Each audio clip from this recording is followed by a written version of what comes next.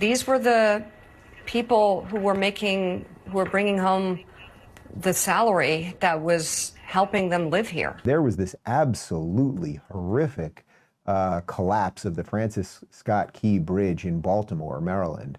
And now it is being treated as a mass casualty event. There's apparently some people still missing. It's a little unclear on the numbers, but let's just give you a quick update from Fox.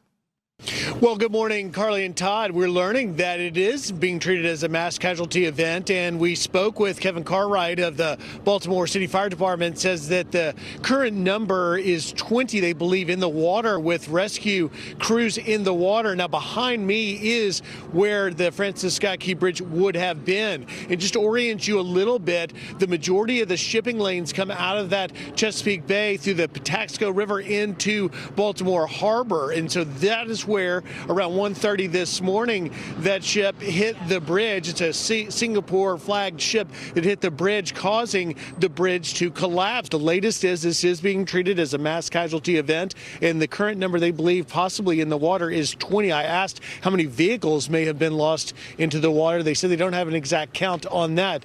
We'll get you more as we get it, as we watch the emergency crews and personnel arriving. Has anybody indicated at all that they might be thinking this was intentional, or is this being considered an accident right now? Well, I don't know, and we're waiting hopefully to get either Kevin Cartwright, the Baltimore Fire Department, City Fire Department guy we talked to, or someone else on scene. All right, so it's absolutely wild, horrific. I want to just show you some drone footage. I don't think there's any audio, so I'll kind of talk you through it, or you can just take a look. But here's the aftermath. So that's part of the ship, obviously, which was a cargo ship, and bridge on top of it. What did it sound like, the last numbers that we just checked? It sounded like maybe 6 people dead, and what's that? 20 people dead? 20 people dead, wow. So they're still figuring this out. But just to see, you know, this bridge was built in 1977. It's not that old. And they'll have all sorts of questions about the engineering and what happened to the ship, which it sounds like the power was going in and out beforehand. And we'll find out all about that. But you might be watching this going, okay, that's interesting and tragic, but what does it have to do with all of this racial stuff? Well, now I want to show you a video of Baltimore Mayor Brandon Scott, and note how he brings immigration, which has a subtext of skin color, when he's talking about this. For those who lost their lives, especially these immigrants who are working on the bridge, will there be a fund set up or something?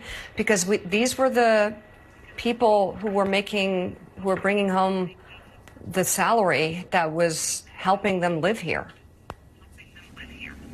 Listen, we will support the families of our residents every way that we can, and that includes financially. We'll be talking and discussing with those folks and with the folks that they work for how to do all that. We have to do that in decency and in order, but we'll be supporting those families in every single way, and that includes financially. Baltimore Mayor Brandon Scott, thank you very much. Did you catch that line there? I want to read it back to you the way it was framed by Mika Brzezinski over on the televised mental institution known as MSNBC. For those who lost their lives, especially these immigrants who were working on the bridge, will there be a fund set up? Now, look, I know that doesn't sound like so horrific on top, but why would we care more about immigrants, again, whether they're legal immigrants or illegal immigrants? Why would we care about more about them versus anybody else, versus a second generation person who was working on the bridge or who was on the boat or who was driving on the bridge in the first place? So sometimes the way they racialize everything, because there is always a racial connotation when we're talking about immigration, it's subtle. It's not just overt. She's not just saying, can we create a fund for the black people who were killed on the bridge? But there's another subtle piece of it that I think we have to watch out for, because you always wonder. I always show you that clip of Jordan, how does tyranny come? They push and push and push. Well, it's these weird ways the media frames things in odd ways to make things get worse and worse.